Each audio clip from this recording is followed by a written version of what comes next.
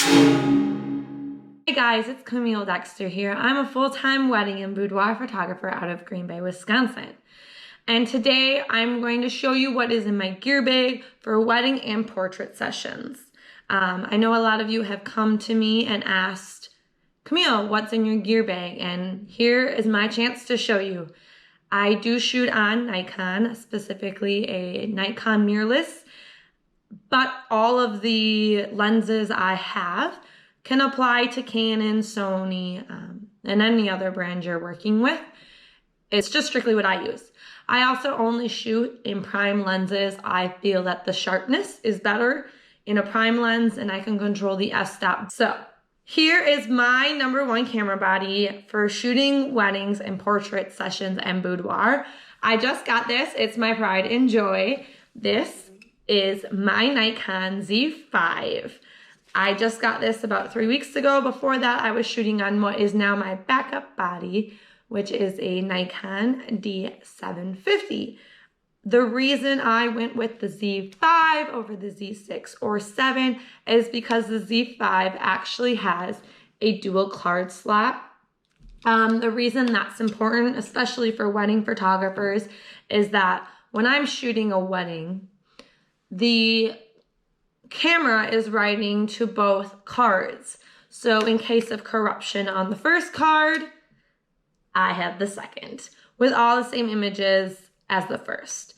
It happens, it's real, it's a thing. The reason I got the Z5 over the Z6 or 7 has a direct relationship with that dual card slot. That was very important going forward. The Z6 or 7 do not have that.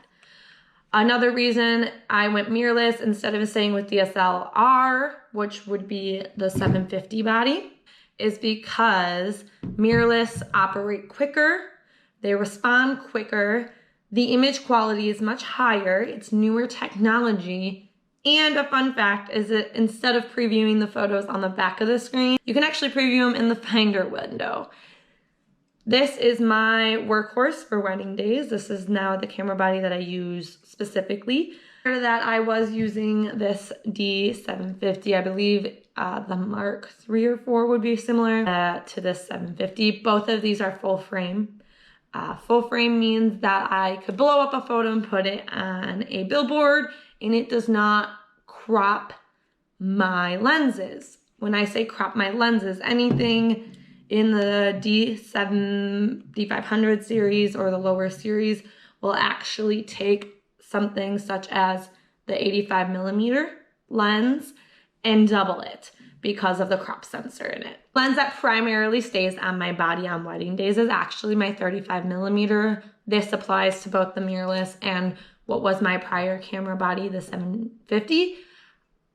I love the ability to be really personal and interactive with my couples, hence why I stick on a smaller focal length.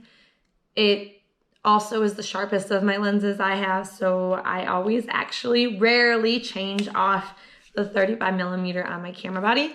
It's like my pride and joy. I would sleep with it at night if I could. Prior to me purchasing the Z5 and the 35mm Z mount lens with it, I did own a Sigma Art 35mm.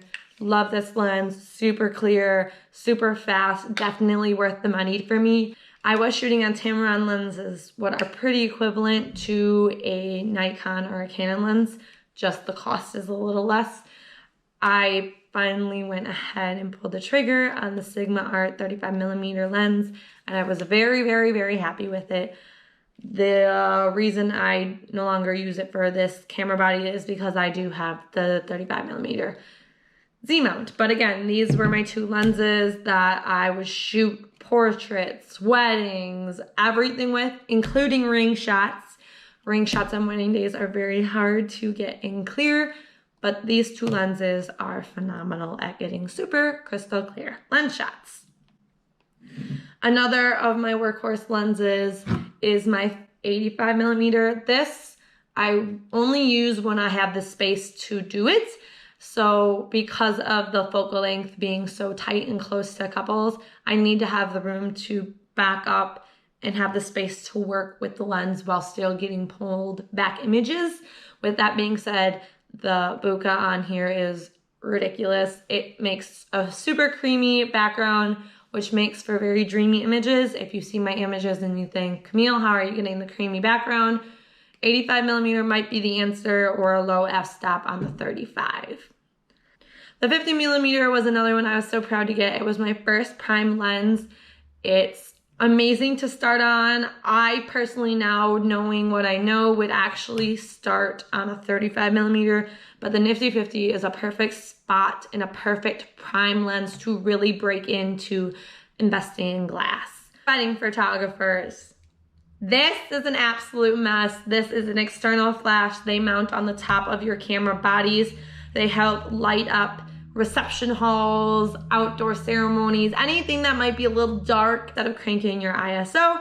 You actually get to use this flash. Now let's dive into this flash. There is something I have mounted on the top. This rubber gasket is not part of the camera body. It actually comes off. I won't take it off because it's really hard to get back on.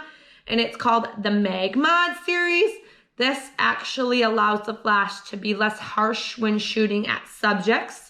So it's got two magnets in here. You can add gels to this, diffusers, which I'll show you in a second, and even grids to more focus your stream of light. This is a must for all you wedding photographers out there, or anyone that shoots primarily indoors. Now, if you're a family photographer or someone that constantly shoots outside, an external flash might not be an investment you need to make today. Now looking at this flash, I said there was actually components I adapt on top of this to make the flash less direct and harsh light, instead of dispersing the light over your face or your subject's face.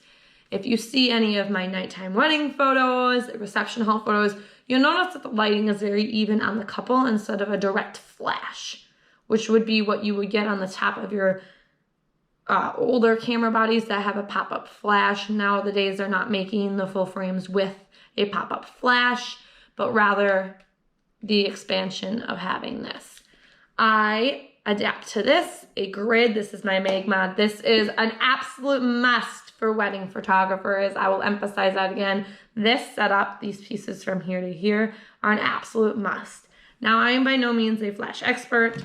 I know how to operate my flash as it is, but I also have resources for people who need help in the flash department. My wonderful photographer friend Nicole is very versed in this and actually helps me on a daily basis on shooting in reception halls and how to get the ambiance light.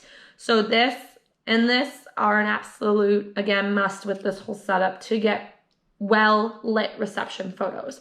If you're looking for a more concentrated stream of light on a reception or a couple, because you might be shooting outside or whatever the case is, Magmod actually makes this grid series. It attaches to the top of the flash, and instead of mounting it backwards like such when shooting, you will actually take it and spin it forward and shoot it directly on your subject. So this would be my subject and I would be shooting at them, even maybe down more severe. It actually makes that stream of light come out very concentrated. The more you stack the grids, the narrower the light stream is.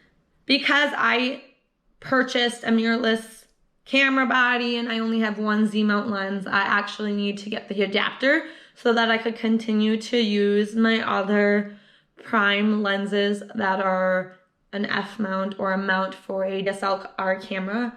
This is the adapter. It takes a Z mount camera body and morphs it into the F mount lens so that I can use my 50, my 85. If I like to use my 35mm again, this gives me the ability to do this. Big one, don't miss it. Please have extra batteries on you if you are a wedding photographer. Let's be honest, your one camera battery is not gonna make it through a whole day, especially when you're shooting beyond 8 hours. Always have a spare battery in your camera bag at all times. The worst thing that can happen as a professional wedding photographer is to not be able to shoot as your battery is charging in the wall next to you. Back, my old camera body is now my backup camera body, and I will be honest, I had it happen. This camera body actually, unbeknownst to me, has a secret switch, and I thought it was malfunctioning at a wedding I had. Thank goodness I have another backup camera body because when your girl gets a little crazy, it's because her primary camera body stops functioning on a wedding day. No need to panic when you have a backup. Always have a backup. It's 100% something all wedding photographers need to have on their wedding day. Or scenarios like I experienced where the camera body stopped working and I had to migrate my wedding photos into my old camera body. Side note, please make sure the old camera body is set up identical to the current camera body because you'll be Googling things on the road. Lastly, in my camera arsenal here, a secret weapon. This actually connects into my flash and mounts on the bottom of my camera body. What this does is it recycles the flash quicker. So where you click once and you get a flash, you can't rapid fire a camera that has an external flash on the top. The flash will not keep up. The flash physically cannot keep up. This will allow you to capture more images as this is an extension of the battery. There's batteries in here, as you can see, and it helps the flash to continually recycle, and it just mounts on the top of the camera body like this and the bottom of your camera.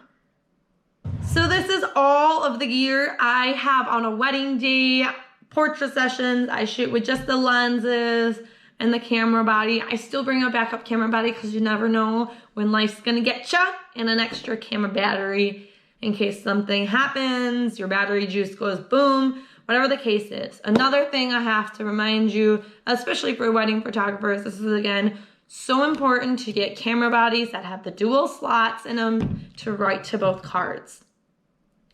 Thanks for joining me. I can't wait to show you more and learn with you and grow. Comment below any questions you have, and I promise to answer them all. I hope you have a wonderful Friday. See you next time.